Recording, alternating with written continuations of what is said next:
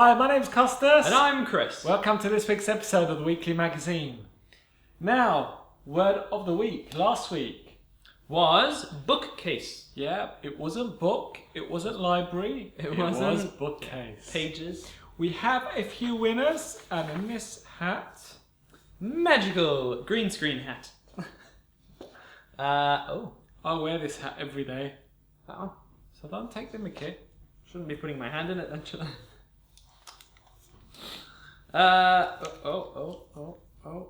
on. Magic Ben from Magic YouTube. Ben. I read that as Macbeth. Cool. Send us a message and we'll sort you out your prize. Now we have another word of the week. Oh. This week I have written something down. A mystery word. It's relevant to this week's show. I'm going to give it to Chris.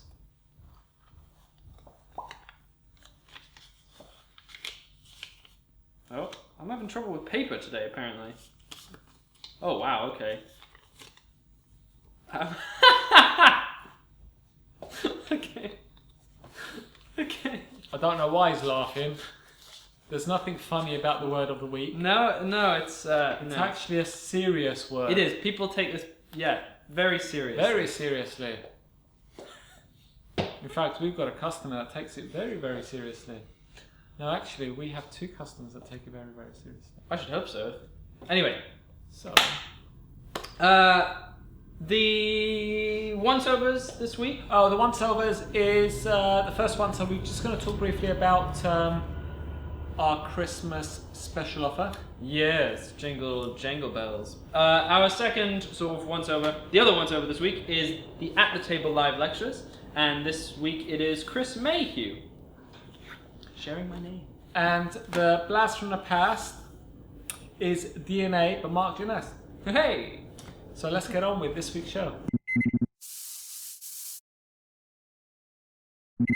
It's nearly Christmas, Chris. It is nearly Christmas. Now, every year so far, the past 3 years, we've been doing a Magic Tao Christmas Special Offer. Oh, hey. Every year we try to make it better. It does get better, and this year it's even more better. It's the best. Than last year. Now, what the Christmas Special Offer is, we have all our products on offer in the form of a bundle deal. So you have 5 options and you choose 5 products for £50. So there's 5 boxes and the boxes are set in a certain way. So if there's 5 products you want, you are pretty much guaranteed that by choosing one from each drop-down box, you'll be able to choose the 5 that you want. And the price of the total bundle is £50. So for £50, you can choose 5 products. Now on top of that, you'll get free worldwide delivery. So 5 products, £50, free worldwide delivery. But also on top of that, we are throwing in a free DVD worth over $15.99. They average around £20 these DVDs. We have quite a few to just put in every single parcel. But not only that, we are throwing a free product that's not on our website for sale. It's a Magic Tao release by Wayne Dobson, and it's not on the website for sale, and we are throwing that as well. So you can choose 5 products for £50, free worldwide delivery, a free DVD worth over $15.99, most probably around 20, and a free product worth $15.99 that's not on our website, all together anywhere around the world for £50. That is a phenomenal. I didn't know the extra stuff. Now, we sell a lot of these at Christmas, and every year we try to prepare ourselves because there's always some elements of the items that people choose that we run out of stock. We've tried to top up. We have every single one of the products. Make sure we've got enough. Now, if we do run out, we will put more together and send you. Your special offer will go out, yes, and when we put the next product, that's going to go out separately as well. So you get all the products. Just be patient with us about. It's very unusual, this bundle deal, from the aspect of it's interesting what people actually choose. to include. Yeah, it's interesting to watch. But the great thing about this bundle deal as well, it includes all of our products. Scarlet Monty was released last week. Oh, that's right. That's included as well. Decon, Slicer. Everything's in there. We've had, fun enough, it went live whilst we were filming this.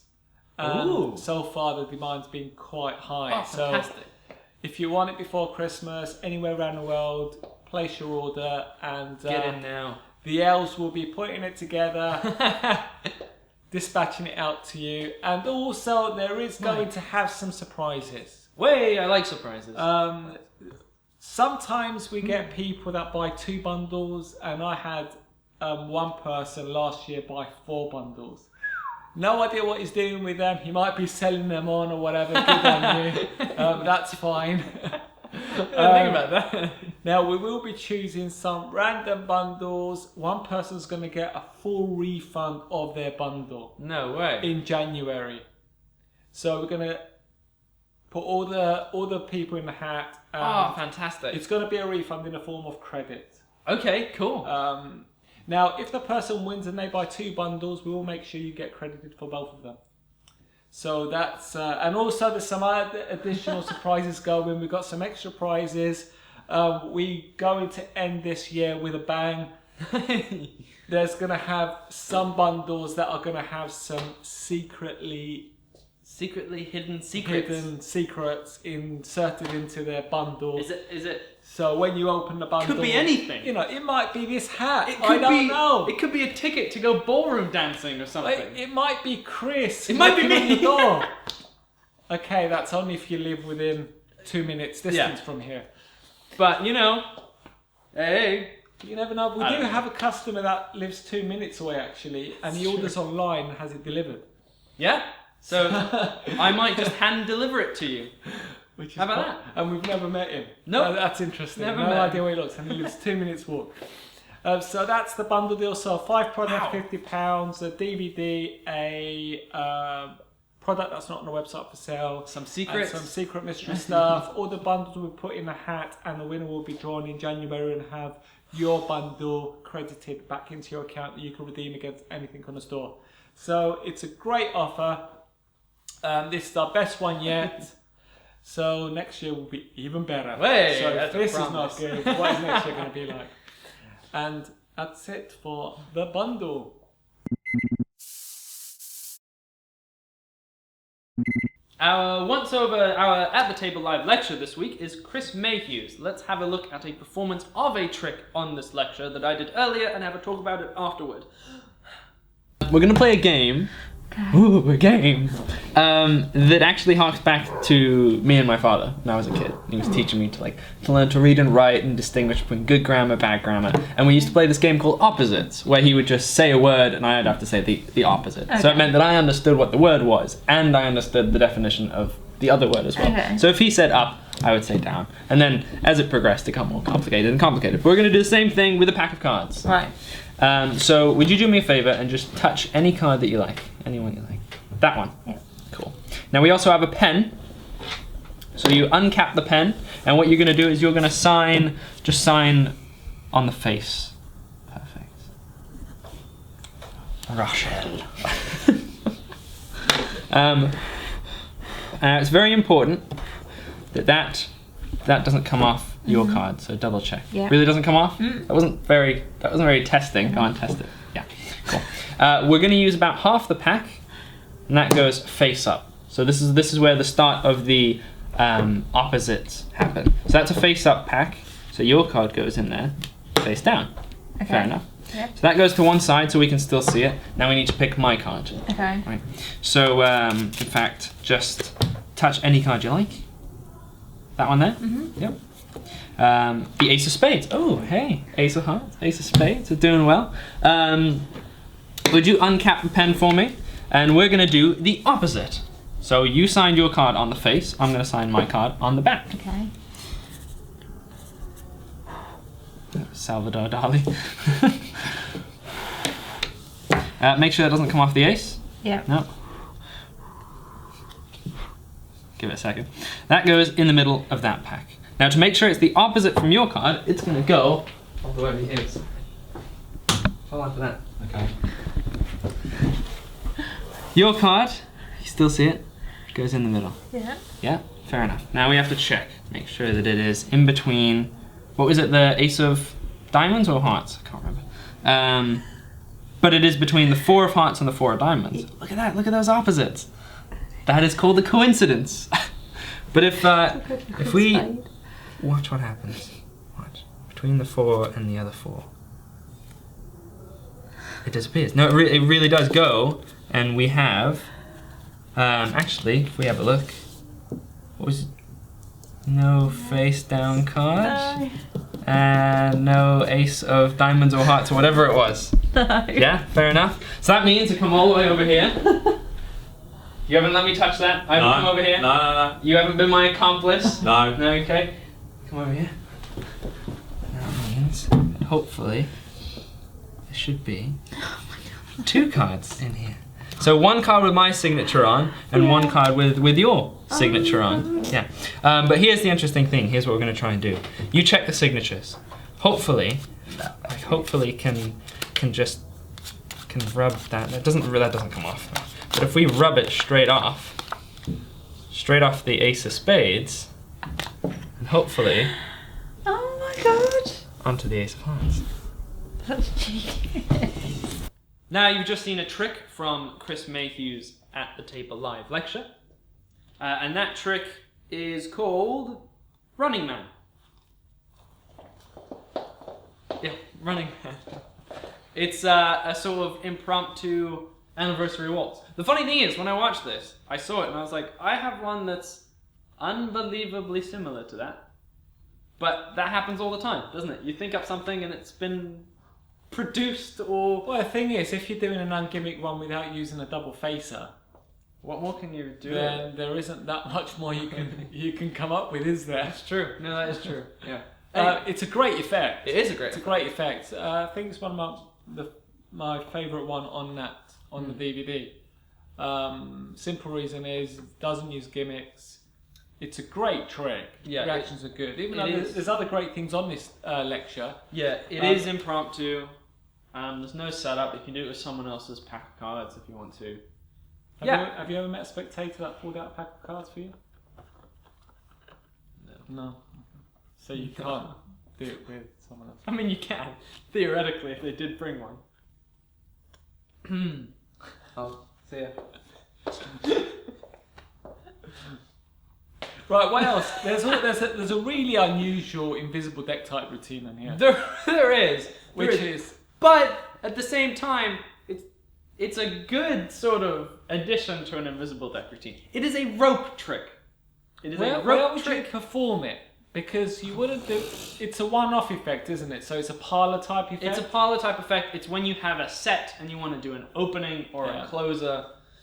I can see it having some great reactions and banter because it is... it's not a quick effect. For those of you who haven't seen it, it's an elongated rope routine that keeps getting longer and longer. Appears on different parts of his bodies. He pulls it out. It gets stuck. He pulls it out. It's stuck on another part of his body, and it's ridiculous. It's wonderfully ridiculous. And then at the end, he pulls out. He does the invisible death routine at the end. It's clever. I think it's cute.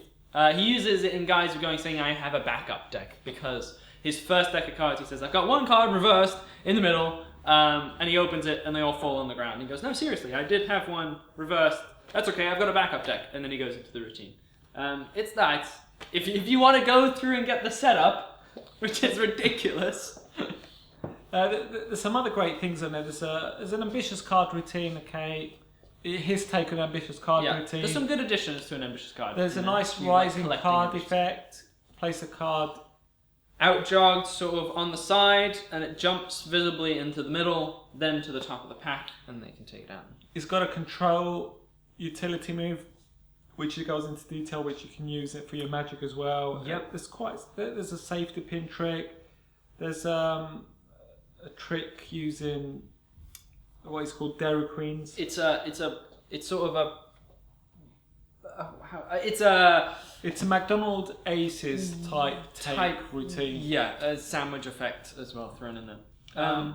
That's the lecture. No, it's great. It's good. Chris Mayhew is a very talented guy. He's worth watching. He's got some great tidbits, great routines, great magic. There's definitely something in there that you would use and play with, have a go. Absolutely. Some of the stuff is really well choreographed. It's really well done. Yeah. And that's it. Fantastic.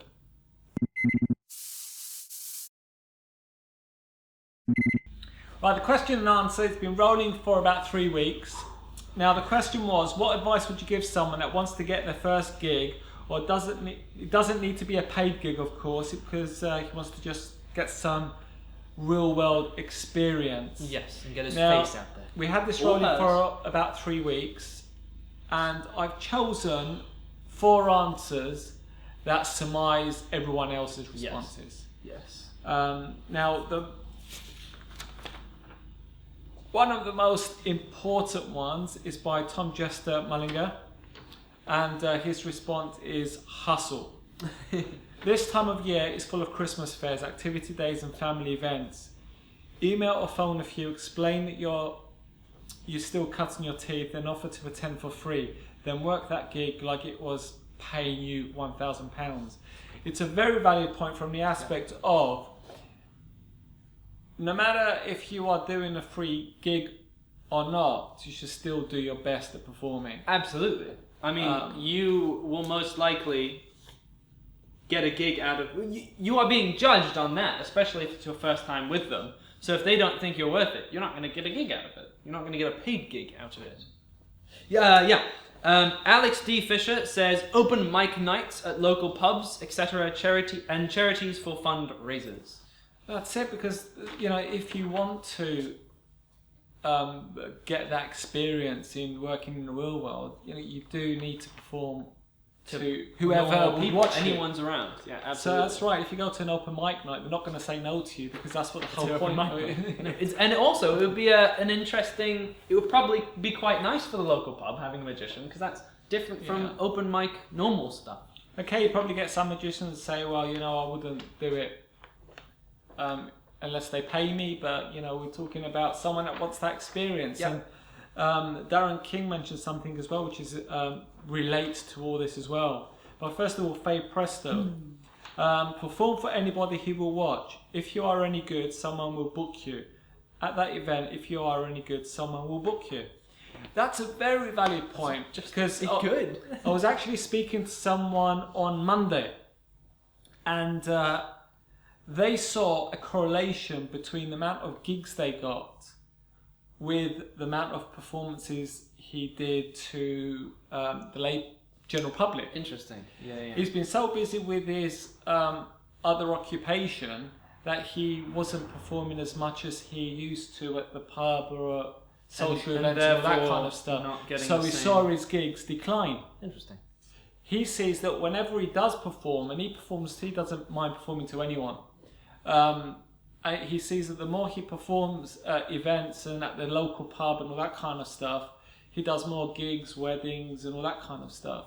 He even gets corporate gigs from performing at his local pub. Also, you just never know who you're actually meeting. You can't judge someone by what they buy at the pub. No, because it could be anyone. The managing director of a multi-million-pound company still lives in a house. Exactly. It could be local to you. He still goes to your local pub. Yeah. He might actually be your next door neighbour. I got a gig, one of the managers of Coca-Cola in America, one of my first corporate gigs, from a New Year's Eve party. It was just a social New Year's Eve party as well. So the Faye Presto hit the nail on the head. Perform for anybody who will watch, because you don't know who would watch. And never assume that you're wasting your time, because it's if it's what you love doing. And at the end of the day, if you don't get a gig out of it, it's one more notch on your 10,000 hours to becoming really good at something. Well, Darren King says perform for everyone, because practice and performing are very different. You learn more about an effect from a few performances to practicing in front of the mirror. Yes. So that's the other yes. advantage about perform to anyone that would watch, because that is where you can hone your skills with a particular magic trick. Yeah. You know, it's no good in getting the feedback from your other half or your friends. Or yourself.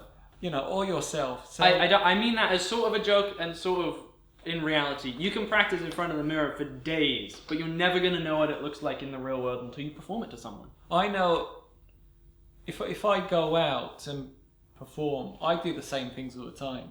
Things that I've been doing for years. There's no way I would add anything new to it. I've got to be fluid in what I do. Yeah. And I know that they've only been honed by doing them in the real world, Yes. not by practicing at home. No. And that's a very valid point. Go out and do it. I have a stage approach, family and friends, charities. I find the local ones who don't get much focus are very grateful. If it's stage, you'll be surprised how cheap some of the local community theatres charge. Become their friend and get discounts. Want an audience? Contact your local amateur dramatics group. They tend to love as well as support live performances of any kind. There you go. So you got 4 responses here which sort of surmise everything. Yeah. Perform to anyone and everyone that will watch. And if you show that you know what you're doing and it's something you want to do and get paid for it, someone's going to book you. Yeah. Yeah. And because no one's going to book you if they don't know you're a magician. You know, you could be going to the same pub for 20 years. And if you don't perform to someone, how are they going to know? Yeah, and you'd be surprised. We get it here quite often. Last week was the UPS driver. You know, I've got a friend who's getting married. Can we have your contact details? See? You get people that go to the cafe and they think we sell incense sticks and stuff. They because do. Magic Tao doesn't sound like magic orientated. Yeah, and in yeah. the window we We've do got have Buddha. a Buddha and an incense stick holder. That's true, we do. And it's only when you tell them, no, we actually you know, sell magic tricks, then they realise, oh, it's a magic shop. Yeah. Do you perform magic? Do you do gigs? That's And it. then, You've you know, got to interact. You can go out there and do it to anyone. Local pubs, your local Amdram, your local ballroom dancing people. You could do it to absolutely anyone. And if you're like still on the feel uncomfortable and you want some support, but you still want to perform, you can always come to us. We're always here. You can always come to us and show us some stuff, and you know, practice. come to the shop. We don't mind watching. You know, we're so we used to love it. performing to other people. It's about time we watch someone else. Yeah. No, yeah. So the points are, you know, just get out of your comfort zone and just perform magic to the real people. Yeah. You are going to make mistakes at the beginning, but that's a good thing because Practice makes perfect. it's part of the experience of seeing what you've done wrong to try and develop your skills to not get it wrong again. Yes. And you build your confidence, and people are aware of who you are. Yeah. You know, I've been going to a pub down the road from us, and people still don't know I'm a magician. It's because, I'm not really interested in going out and doing gigs. Right. But if I was, then That would be I'll be there. first step right now, tonight. I'll be there tonight with a pack of cards. You know, I go to the pub with one of my next door neighbours, and I've never shown him a trick before, Oh. and he knows what I do. It's because, you know, to me, it's an opportunity. If I wanted to go and get that gig and I wanted the name to be spread, I will be carrying a pack of cards or whatever else, and I'll be performing a few magic tricks to the pub owner, to my friends, people that are watching, because the word of mouth is very strong, especially Very, in very communities as well. Yes, close-knit communities, word of mouth. Well, I know someone that was in a pub, or not a pub, a bar, and I'm not going to say who it is, or who the company was, but he performed to someone that was a bit cocky, Okay. and he handled the situation really well. In the process, he got a gig that was worth over £14,000. He got a gig worth over £14,000. It was a corporate company, and this guy Not going to say anything. was one of the key people in there. See, And what he wanted to do is not be cocky because he was a cocky person. He wanted to see how the magician was going to handle the situation. very clever. It was very clever. It was a corporate gig at the NEC, and it That's was 2 times a year, and he got booked for 6 days one and 6 days the other, and the guy wanted to give him That's a clever. lot of money. That is another interesting point. You will learn a lot about audience management, which you will not learn in front of a mirror. That's so true, and the irony behind this gig was the guy gave him a commission on sales they generated from the customers that actually eventually brought something from the stand. Okay, yeah. And it's because he was so impressed with this particular magician. And the irony is the magician doesn't do it full time. Hey, look at that. He doesn't do it full time. He's got a full-time job. And because he handled himself really well, he ended up getting something really, really valuable out of it. And he still doesn't want to do it full time. But that can happen to you. He knows he was lucky at that period of time. Yes. It was very lucky. It was a situation never arise again. But it's all about responding to, in a more ideal way. Be respectful to your surroundings and your people and all that. And if he didn't take his cards out, he would have. Exactly. And that's it. Hopefully, to those people that want to get that experience and maybe go out and get some practice and stuff, you'll have something to. Will we help? As Faye Presto says, someone will book you. Yes. Just do it.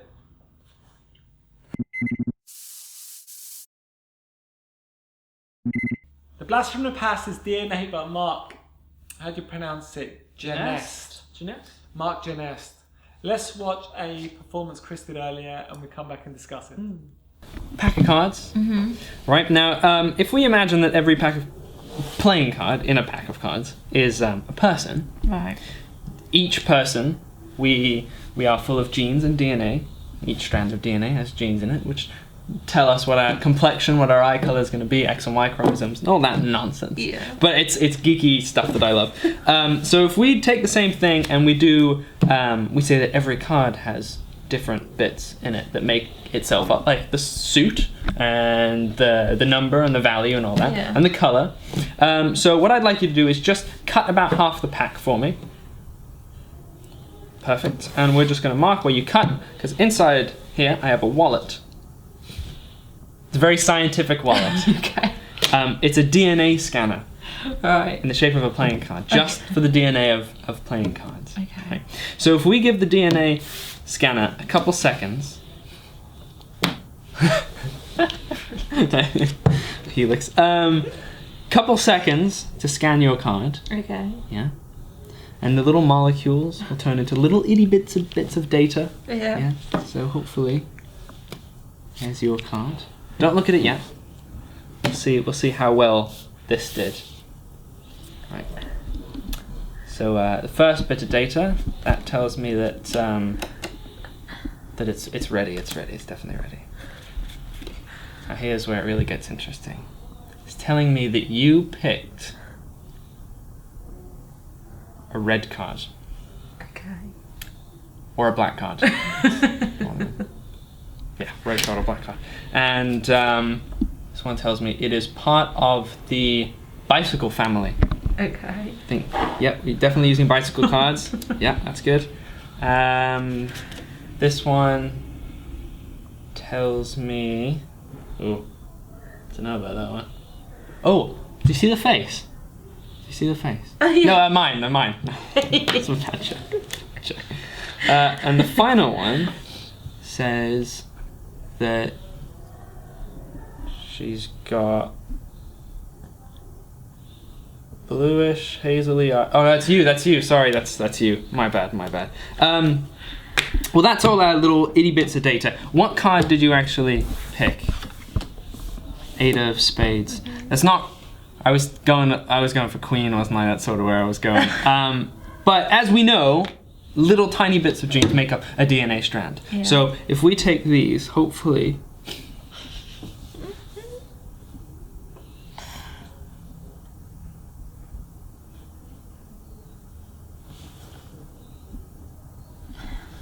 It should make 8 of spades. Now, I've just seen a performance for DNA, And it's a nice little trick. I gotta admit, I think this is... I mean, it's technically one of the simplest tricks I've done on the show. But I find it very, very charming. I really like this. It's so refreshing and different that you can't fail to smile to yourself because the reactions are really, really cool. It's... do you know...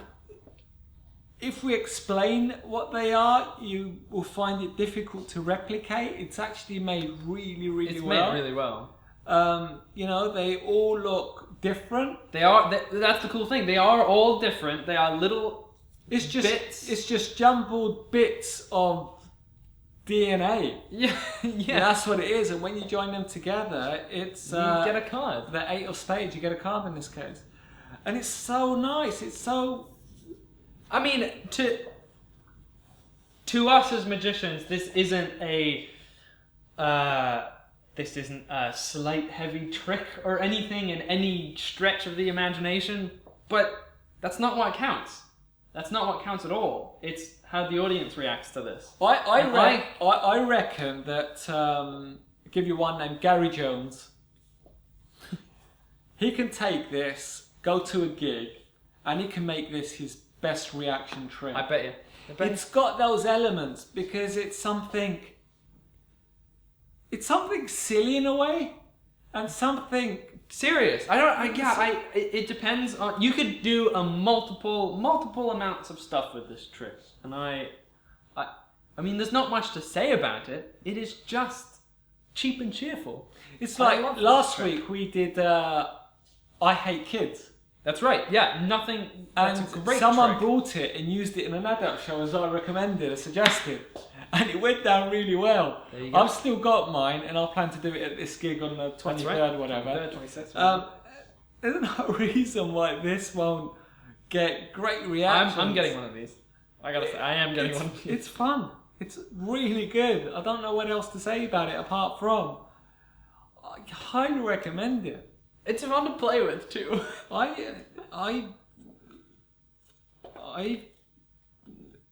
don't know why exactly. you He's haven't... speechless. No, it's really good. Come on. Come on, guys. Come on. No, it's great. No, I like this. It's DNA by Mark Jenest. Classic.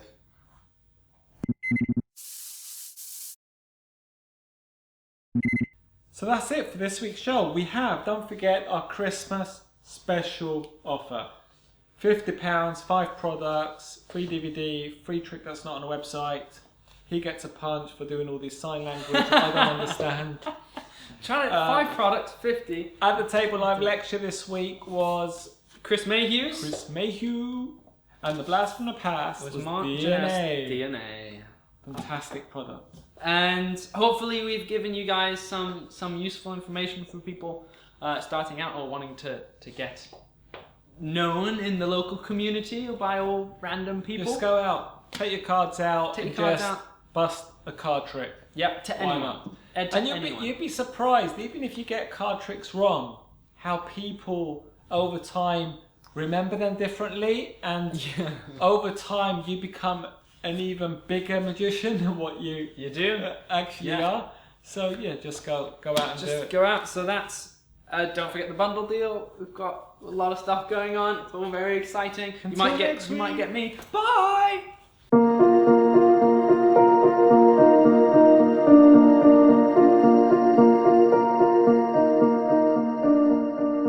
Welcome to Scarlet Monty by Malcolm Norton, a packet trick you will love performing. Welcome to the story of the Scarlet Pimpernel. The story goes something like this. The first time they caught the Scarlet Pimpernel, they left one of the guards outside the jail cell. They left the other 2 inside with him. One of the guards closed his eyes for just a second. The other turned his back, and within a blink of an eye, that's all he needed. He managed to escape from within. He managed to escape from all 3 guards, just like so. Included is a fun, story-driven patter that revolves around the Scarlet Pimpernel. The second time they caught him, they decided they were not going to close their eyes, they were not going to turn their back. They left him in the jail cell where they could see him. But just 1 second, that's all he needed. He managed to escape. A fun, easy-to-do routine that will leave your audiences with an ending they won't expect coming. They managed to catch him a third time, and there's a rhyme that comes with this. They left all the guards inside the jail cell. The rhyme goes, we seek him here, we seek him there, those Frenchies seek him everywhere. Is he in heaven or is he in hell? That damned, elusive Pimpernel. And he managed to arrive back where he started, inside the envelope. Also included, a Monty version, designed for work on the street. So if we actually take the cards straight out the pack, put the envelope in my pocket, put it there. Now the Scarlet Pimpernel goes something like this. I'm actually going to need both of your hands because it's a little windy. If you put your hand out, just like so, and Kat, just put your hand out there, that's great. The Jack of Hearts is a Scarlet Pimpernel. Now it goes with a story. These are our 3 guards. So the first time they actually caught the Scarlet Pimpernel, they put one of the guards outside the jail cell. If you put your hand on top of the jailman, that's great. And they kept the other 2 inside with the Scarlet Pimpernel, right? Now, the first gentleman closed his eyes. The other one turned his back for just a second, and that's all the Scarlet Pimpernel needed, and he managed to escape. He managed to escape. He escaped from all 3 guards. Is it there? Have a look. Whoa! Now the second time, keep your hands out, the second time, they caught him a second time, and they decided they wouldn't close their eyes or anything, so they slipped him in the jail cell, just like so, but just like that. All he needed was 1 second, and he escaped. All the way over there. Now the final time they caught him, they decided that they would leave all the people in the jail cell with him, and they wouldn't let him out of their sight. Now there's a rhyme that goes with this. It goes, we seek him here, we seek him there, those Frenchies seek him everywhere. Is he in heaven or is he in hell? That damned, elusive Pimpernel. And he managed to escape. Now remember, we started with the envelope, right at the beginning. Red envelope. We actually have a look inside. There's 1 card and 1 card only. We take that out, turn it over.